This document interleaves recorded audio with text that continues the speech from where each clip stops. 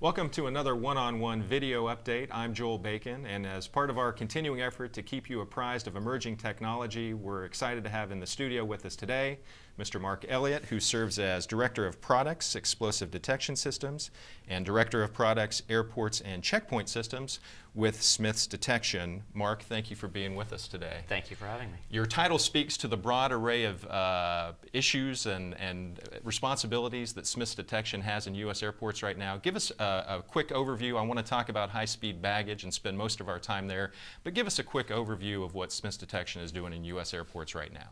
Okay, Smiths Detection has been in the security space in U.S. airports for 15 to 20 years. We have a full range of products for the checkpoint and checked baggage. Currently, most people are familiar with the ATIX, Advanced X-ray System with automated explosives detection capability, which is located at most checkpoints. We provide the explosive trace detection equipment in the IonScan 500DT and its predecessors, also seen at many checkpoints and in the checked baggage area. We have a bottle liquid screener. In addition, globally, we have over 1,700 EDS systems deployed in airports, our Echo body screening system, and our body scanner system. So we offer a full suite of products and technologies for the airports. Great. So let's focus now on the next generation high-speed baggage screening equipment that I know the company's very excited about. Just give us an overview of what this product is and why Smiths Detection is eager to get that deployed in U.S. airports. Our latest product is the HighScan 180 XCT EDS, or Automated Explosive Detection System. It's the newest product we've got and probably the most exciting simply because of its capability. Not only just technical capability, but the ability it has to improve operations and save costs in airports. The XCT has a belt speed of over 98 feet per minute, which enables it to screen up to 1,800 bags per hour, significantly more than what's available in the industry today. Ultimately, what this will mean for the customer is a significant savings in all areas, including initial deployment and long-term cost. Because we are using two technologies in the system, such as the CT and a line scanner, it really does bring more to the customer now and for the long term. So you got to get this through the process with TSA before you can get it deployed in airports, obviously. Where are you with the system, and how quickly do you expect that this would be available to airports to deploy in their facilities? Currently, the XCT is going through the TSA process. We have passed the TSA lab certification step. Next in their step is the operational test and evaluation, where they will run a field deployment with the system. That should take approximately a year, and then following that is the TSA QPL, or Qualified Products List. So we fully expect the XCT to be on the QPL by mid-2015. Okay, we'll dive into that a little bit deeper, but before we do that, some people, when they hear new technology, high speed, cutting edge, what rings in their mind is expensive. And in these days, with the budget situation be what it is, I know that matters to airports, obviously, and it's going to matter to TSA, who's going to be purchasing this equipment. You all contend that in the long run, the return on investment for investing in these high-speed systems is going to be a significant return on that investment. Walk us through those cost savings and why you think they're going to be there both for airports and for the federal government and TSA. Well, the XCT really provides significant cost savings in two ways. First of all, when we talk about potentially expensive technology, we are really no more expensive than any of the other systems out there. The difference is the long-term capability we bring. Since the XCT can process up to 1,800 bags per hour, what it clearly means at the end of the day is TSA will need to procure less systems, and the airport themselves will need to then have less conveyor systems. So simple case of where cost savings are is if you refer to the TSA PGDS, there are significant costs associated with each conveyor line and each EDS that's deployed. So if you were to look at a system, for example, that runs at a 5,000 bags per hour peak baggage throughput, you would only need 4 XCTs and the associated conveyor lines, whereas with any of the competitors, you would need 6 systems. So you can see over a 10-year period, you will be saving significant money simply because you have less EDS systems and less conveyors to maintain. Additionally, at the end of the day, with less systems, you have significantly more footprint available in the baggage handling hall, which is expensive space for airports that can be used for anything to bag storage to other airport systems. So we were talking before we came on air about some of the detailed cost-benefit analysis that the company's undertaken.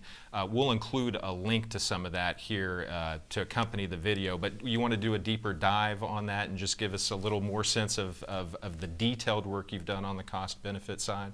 I can give you some information on that. We have been working with a company called LogPlan, who most people know as an international baggage handling and design firm, and they've developed for us a simulation, which you will see in the link here.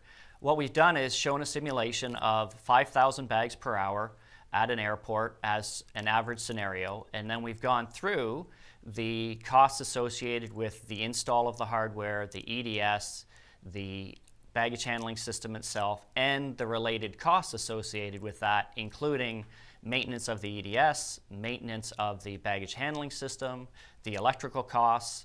We've also included that information regarding out-of-gauge baggage.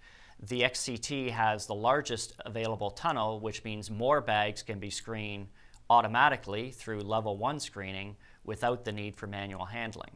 So let's look at this from the airport perspective. I'm looking at what you've presented to me. I'm seeing traffic growth at my airport, or I've already got the traffic to support this type of equipment. I'm in the middle of my recapitalization right now. We're replacing all the old equipment that was put in after 9/11 to screen baggage.